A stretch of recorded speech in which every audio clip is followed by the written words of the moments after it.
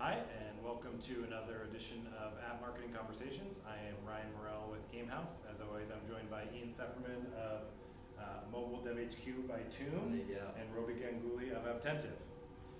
So we are in the second cost deal at Attentive of, I guess, the last like 4 weeks. It's a fantastic place. Congratulations. Yeah, and we're not going to move for a while, so good. Until you need a much bigger space. Yeah. App marketing. Hopefully you move really, really soon. Yeah. So we're going to talk about Apple because last week was the big keynote that we've been waiting for I guess since the last one.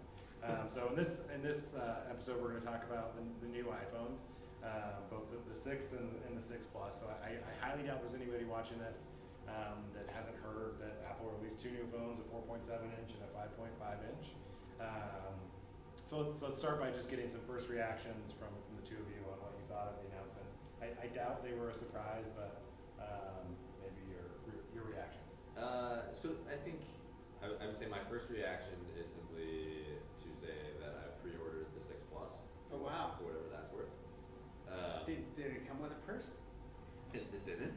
It didn't. Giant. That's another $200. We might have to like do some custom sewing on all of my pockets and make them a little bit bigger, but I think the thing that was surprising in a good way to me was I expected a big phone. I didn't expect the big phone to have a different UX or the ability to have a different UX.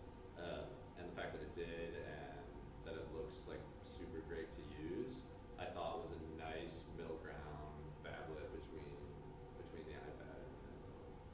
Okay. I thought what was really interesting was how little time they spent talking about both phones. Like, in the context of their announcement, it was like, here you go, new phones. You all expected it. Here's what's going on. And then the rest of the time was not talking about the phones. I thought that was weird. Yeah. So do you think? I mean, is that simply just because of what more can you say at this point? It's like thinner, faster, bigger, better screen. What else is there? Well, I mean, I think that's one way of taking it. I think the other way of taking it is they knew in this area they are not being innovative. It very much is, yes, we know other people did this, they were right, we were wrong, we're changing.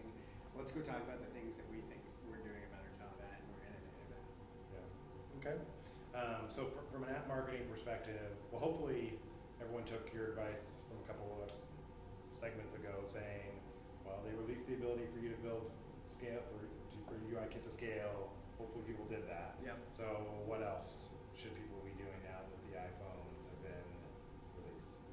Well, or announced? I don't know that there's much that you really need to actively do. I think one of the things that you should be thinking about is likely the possibility that Samsung market share might be shifting, right? Like, I do think that there's a high likelihood of people who are buying Samsung devices because of their size will look at that iPhone 6 Plus and say, yep, that's what I've been dying for, that big screen.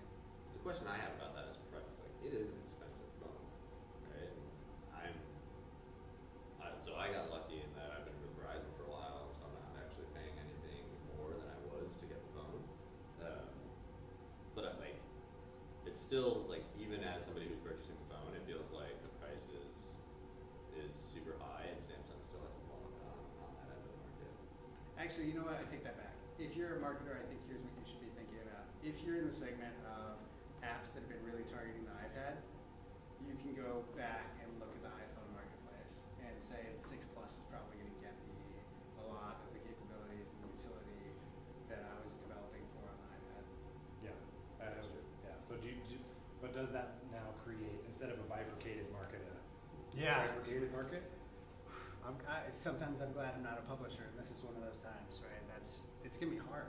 It's going to be hard thinking about features, functionality, and how do you support iPhone 4S's, the 5, the 5S, the 6, the 6 Plus, the iPad mini, and the iPad, and all like the decisions you make internally as a product management organization about what's offered where.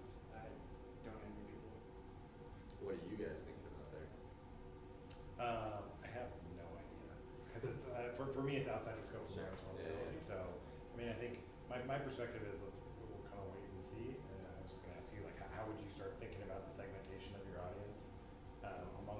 because I think between the 4S, the 5, and the 5S are probably not that much different. But between the 6 Plus and everything else, there might be. Yeah. So how would you start thinking about that? You know,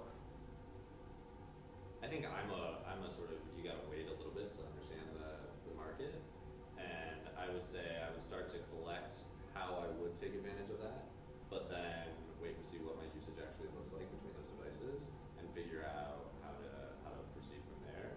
So maybe like a slight holding pattern before I totally went 3 ways, and collect the data to get a better understanding first. Okay. So you would use mobile app tracking, some targeted campaigns for the 6 Plus, 6, and everybody else users. Sure. Yeah. Exactly. That's a good. Just sort of super opportunity for a plan, maybe. Okay, so predictions on how sales are going to. Well, Apple announced 4 million sales on the first day. I guess that's a big number. No detail split between 6 and 6 Plus, other than we know it was hard for people to order in lots of places, and 6 Plus supply is very constrained. So, just a quick prediction: over the next quarter-ish, 6 or 6 Plus going to sell more. The 6 is going to sell more. The 6 Plus is going to appear to sell more because their supply will be less. Okay. And I look forward to new jeans sales with big pockets. Yeah, going back, crisscross maybe. Oh, Crisscross days. You get the pockets in the front. Awesome. Okay, so one last thing. Does in your view, how does this impact iPad sales or tablet sales in general, which, as we all know, have been in decline as it is? Anecdotally, it takes away my need for a tablet completely. Okay. Yeah, I think that's right. I think that you start seeing the tablet market becoming less of the consumer audience and more of the their reasons to use them in businesses and storefronts, things like that. But as a consumer, why don't I just get the dual purpose and save the money? Which may be an interesting takeaway from Merkers as well, which is 6 months from now, we might not look at a trifurcated market. It might still be bifurcated, but it's just in a different way than we thought. Yeah, right. Yeah, that's a good point. Okay. Well, thanks very much for watching. Make sure to check out the other segments where we're going to talk about Apple Pay and the Apple Watch. Make sure to like this video, subscribe to our channel, and I already said check out the other segments. So thank you.